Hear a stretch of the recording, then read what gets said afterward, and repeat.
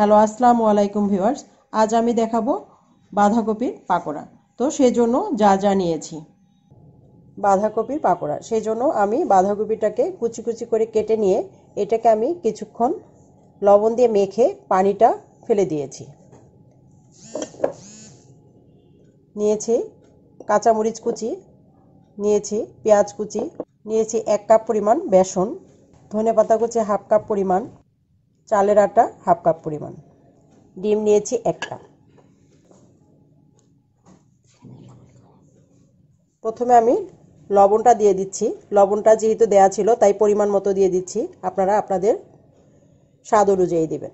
তারপরে দিয়ে দিচ্ছি জিরা টেলে নিয়েছিলাম, শুকনো মরিচ গুঁড়া, আদা রসুন 1 চা চামচের অর্ধেক,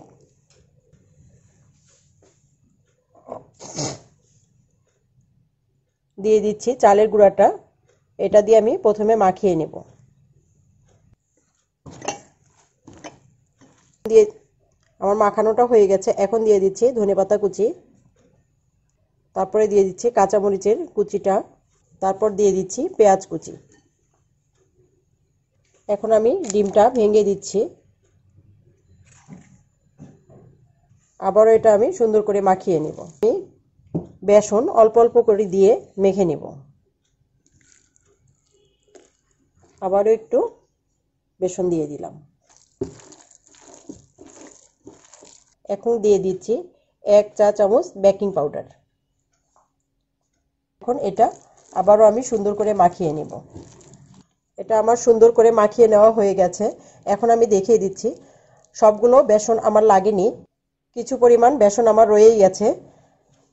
আমি এখন আপনাদের দেখিয়ে দিচ্ছি যে এটা আসলে যতক্ষণ পর্যন্ত না আমার এই যে গোলাটা সুন্দর করে বাঁধে ততক্ষণ পর্যন্ত বেসনটা দিতে হবে। এই জন্য বেসনটা আস্তে আস্তে দিলেই ভালো হয়। তো আমার এটা মাখিয়ে নেওয়া হয়ে গেছে। এখন চলে যাচ্ছি চুলার পাড়ে। চলে আসলাম চুলার পাড়ে। ফ্রাই প্যানে আমি তেল বসিয়ে দিয়েছি। এখন আমি পাকোড়াগুলো আস্তে আস্তে দিয়ে দিব, তবে পাকোড়া সবসময় এলোমেলো দেওয়াই ভালো। জালটা আমি কম রেখে সবগুলো পাকোড়া দিয়ে দিয়েছি। এখন আমি জালটা হালকা করে বাড়িয়ে দিব।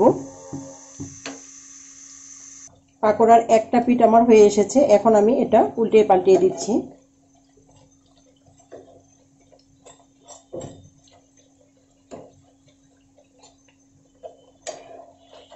সাবধানতার সহিতই করা উচিত, বিশেষ করে নতুন রাঁধুনির ক্ষেত্রে এটা খুবই দরকারি একটা টিপস।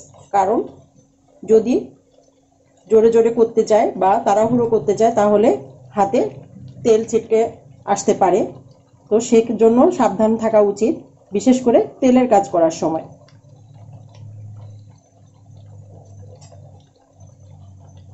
আমি একটা পিঠ উল্টিয়ে দিয়েছি।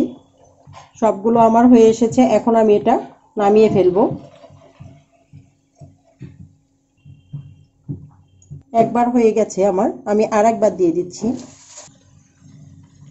আর এক ফ্রাই প্যান আমি দিয়ে দিয়েছি। এখন এটাও আস্তে আস্তে ভেজে নেব। তবে যে কোনো ভাজাভাজির সময় অবশ্যই আলতো আঁচে ভেজে নেবেন, তাহলে খেতে বেশ মচমচে হবে এবং ভিতর থেকে সিদ্ধ হয়ে আসবে। আর যদি বেশি জালে করা হয়, হাই হিটে করা হয়, তাহলে উপর থেকে প্রথম থেকেই পুড়ে যাবে আর ভিতরে কাঁচাই থেকে যাবে।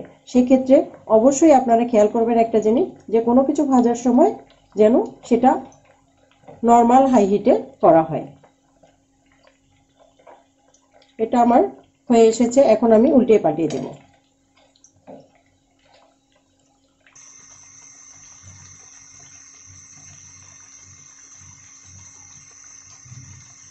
এটা আমার হয়ে এসেছে। এখন আমি এটাও নামিয়ে ফেলবো।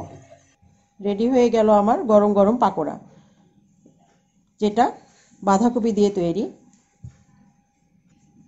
পুরো ভিডিওটা আমি আপনাদের সাথে শেয়ার করেছি। আপনারা অবশ্যই এটা দেখে রেডি করবেন এবং কেমন হয়েছে তা অবশ্যই কমেন্টসে জানিয়ে দেবেন। আর এখনও যারা আমার চ্যানেলটাকে সাবস্ক্রাইব করেনি, প্লিজ তারা সাবস্ক্রাইব করবেন, লাইক দিবেন, শেয়ার করবেন। পুরো ভিডিওটা দেখার জন্য অসংখ্য ধন্যবাদ। আল্লাহ হাফেজ।